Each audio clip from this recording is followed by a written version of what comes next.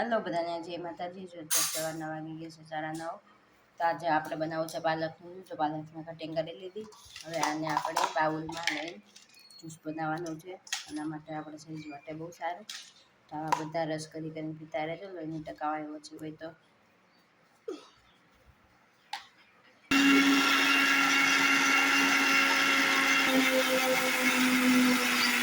કરીને આપણે બધો રસામાં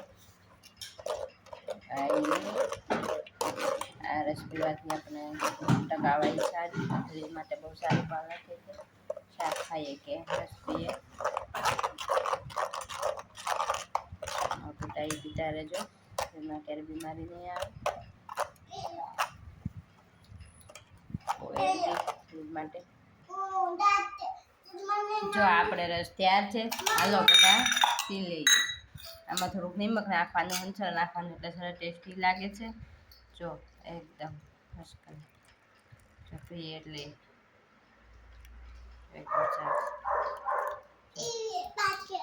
હાલો બધા રસ પીવા.